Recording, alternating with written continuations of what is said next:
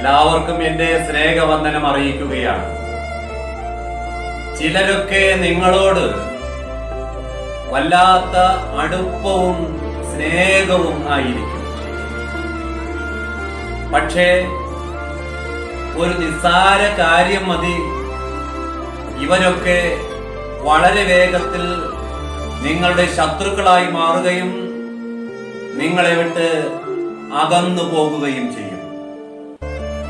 ആത്മാർത്ഥത എന്ന് പറയുന്നത് എല്ലാ മനുഷ്യരിലും നമുക്ക് കാണാൻ കഴിയുകയില്ല.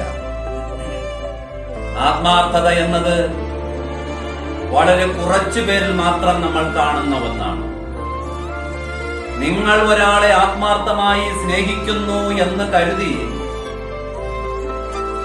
ആ വ്യക്തി തിരിച്ച് നിങ്ങളോട് നിങ്ങൾ കാണിക്കുന്ന ആത്മാർത്ഥമായ സ്നേഹം കാണിക്കണമെന്നില്ല. അവർ ഒരുപക്ഷെ പല കാരണങ്ങൾ നിങ്ങളിൽ കണ്ടെത്തി പല കാരണങ്ങൾ പറഞ്ഞ് നിങ്ങളിൽ നിന്ന് അകന്നു പോകാൻ ആഗ്രഹിക്കുന്നവരാണ്. യേശുവിനെ നോക്കൂ. യേശുവിനെ പടയാളികൾ പിടിക്കുമ്പോൾ യേശുവിന്റെ ചുറ്റിലും നിന്ന ശിഷ്യന്മാർ ഓടി ഒളിച്ചു എന്നാണ് നമ്മൾ വായിക്കുന്നത്.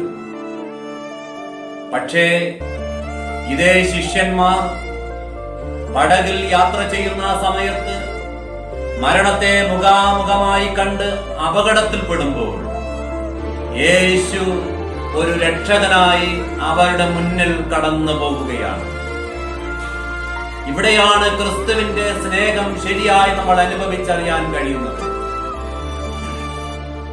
മനുഷ്യർ നമ്മുടെ ജീവിതത്തിൽ കൊച്ചു കൊച്ചു പ്രയാസങ്ങളും പ്രതിസന്ധികളും കടന്നു വരുമ്പോൾ ഓടി ഒളിക്കുന്നവരാണ്.